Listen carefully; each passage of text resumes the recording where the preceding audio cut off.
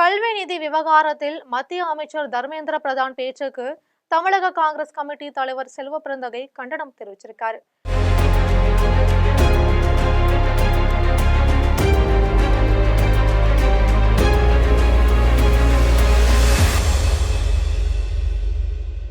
சமக்ரா சிஷா திட்டத்தின் கீழ் தமிழகத்திற்கு விடுவிக்க வேண்டிய சுமார் 2152 கோடியை மத்திய அரசு இதுவரை விடுவிக்கவில்லை. இதனால் ஆசிரியர்களுக்கு ஊதியம் கொடுக்க முடியாமல் தமிழக அரசு பல்வேறு சிரமத்தை சந்திச்சுட்டு வராங்க. கல்வி நிதியை விடுவிக்க வேண்டும் என தமிழக அரசு மத்திய அரசுக்கு தொடர்ந்து வலியுறுத்தி வராங்க. ஆனால் தேசிய கல்விக் கொள்கையின் கீழ் வரும் மும்மொழி கொள்கையை ஏற்றால் மட்டுமே தமிழகத்திற்கு நிதி விடுவிக்கப்படும் என மத்திய அரசு திட்டவட்டமா கூறிடுச்சு. மும்மொழி கொள்கையின் கையெழுத்திடுவதாக உறுதி அளித்துவிட்டு பின்னர் கையெழுத்திட முடியாது என தமிழக அரசு கூறிவிட்டதாக மத்திய கல்வி அமைச்சர் தர்மேந்திர பிரதான் குற்றம் சாட்டியிருக்காரு. ஆனால் தாங்கள் எந்த இடத்திலும் மும்மொழி கொள்கை திட்டத்தில் கையெழுத்திடுவதாக கூறவில்லை என தமிழக அரசு சார்பில் விளக்கம் அளிக்கப்பட்டிருக்கு. கல்வி நிதி விவகாரத்தில் அரசியல் செய்வதாக பாஜகவும் திமுகவும் மாறி மாறி குற்றம் சாட்டி கொண்டே இருக்காங்க. இதனிடையே 10,000 கோடி ரூபாய் கொடுத்தாலும் தேசிய கல்விக் கொள்கையை ஏற்க மாட்டோம் என முதல்வர் மு.க. ஸ்டாலின் திட்டவட்டமா தெரிவித்துள்ளதை தமிழக காங்கிரஸ் கமிட்டி தலைவர் செல்வ பெருந்தகை சுட்டிக்காட்டினார்.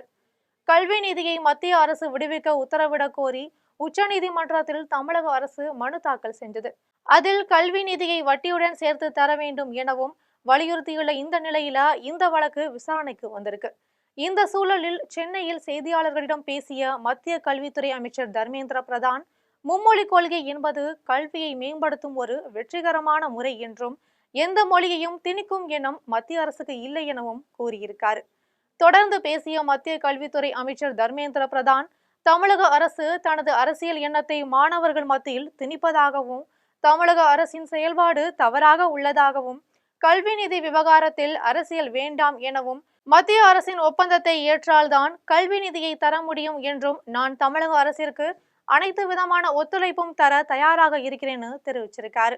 இந்த நிலையில தமிழ்நாடு காங்கிரஸ் கமிட்டி தலைவர் செல்வ பெருந்தகை தர்மேந்திர பிரதான் வெளியிட்ட கருத்துக்கள் தமிழக மாணவர்கள், பெற்றோர்கள், ஆசிரியர்கள் மற்றும் சமூகத்தின் எதிர்காலத்தை நேரடியாக பாதிக்கும் வகையிலும் இது வரலாற்றில் இல்லாத அநீதியாகும் என்றும் தமிழ்நாட்டிற்கு கல்வி நிதி வழங்கப்படுவதற்கு 2020 தேசிய கல்விக் கொள்கையை ஏற்றுக்கொள்ள வேண்டும் என்று அவர் ஆணவத்துடன் கூறியதை தமிழ்நாடு காங்கிரஸ் கமிட்டி சார்பில் வன்மையாக கண்டிக்கிறேன் என்று காட்டமாக குறிப்பிட்டிருக்காரு.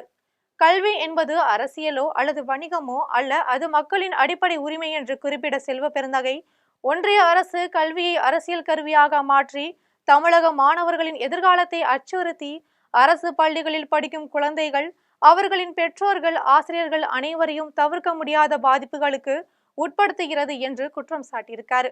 இது அநீதியும் அதிகார வன்முறையும் கலந்த வரலாற்றில் மிகவும் கொடிய செயல் எனவும் எந்த ஒரு நிபந்தனையும் விதிக்காமல் உடனடியாக தமிழ்நாட்டின் கல்விக்கு ஒதுக்கப்பட்ட நிதியை உடனடியாக விடுவிக்க வேண்டும் என்றும் மத்திய அரசுக்கு வலியுறுத்தி கேட்டிருக்காரு.